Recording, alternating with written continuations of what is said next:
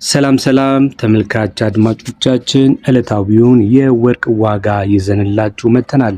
ዛሬ ጥር 14 2018 ዓ.ም ወርቅ ጨምሯል ወይስ ምን ላይ ነው የሚገኘው የሚለውን ልናስመለክታችሁ ሁሉንም ካራቶች ከ14 እስከ 24 ካራት የገቡበትን ወይም ደግሞ እየተሸጡ ያሉበትን ኦፊሻል በሆነ መንገድ በጥሬ ዋጋ እንዲሁም ዋና የሚባሉት ወርቆችስ በወርቅ ቤቶች በስንት ይገኛሉ የሚለውን መረጃ ይዘንላችሁ መጥተናል። ከመረጃችን ላይ ከትላንትና ጋር እያነጻጸርን በምን ያህል ጭማሪ እንዳሳየ እንዲሁ እንመለከታለን።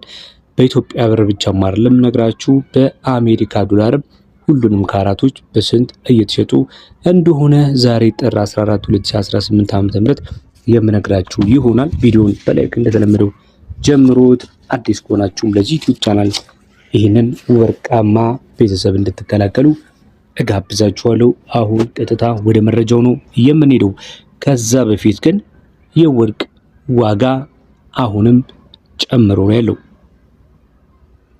14 ካራት ትላንትና 13747 ነበር ሲሸጥ የነበረው።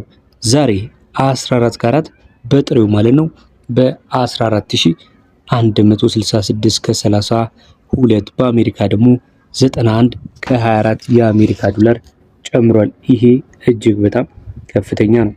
ትላንትና ስንነግራችሁ መረጃ ከትላንት ወዲያው ጋር አነጻጽረን የ300 እና የ400 እያለን ነበር ብልጫ አለው ብለን እየነገርናችሁ የነበረው። ዛሬም ደግሞ እንዲሁ ከትላንትናው ጋር ከ400 ብር በላይ ጭማሪ ማሳየቱን ለመገንዘብ ችለናል። ይሄ በጣም ከፍተኛ የሆነ ጭማሪ ነው። 14 ካራት እንግዲህ በሱቅ መሸጫዎች እስከ 18500 ድረስ በምሽት ላይ ይገኛል። ምናልባት እንደናንተ የመከራከር አቅም ስለሚወሰን ማለት ነው እስከ ብዬ ምነግራችሁ መከራከር አቅማችሁ። በተጨማሪም ደግሞ የካራትና የተለያዩ በተለይ ደግሞ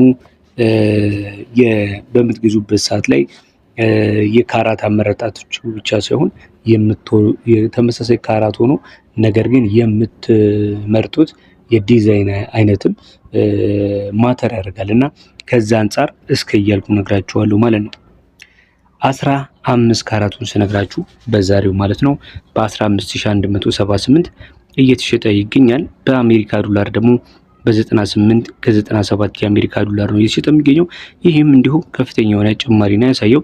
ከ400 በላይ ትላንት ከነበረበት ከ14729 ዛሬ 15178 15 ካራት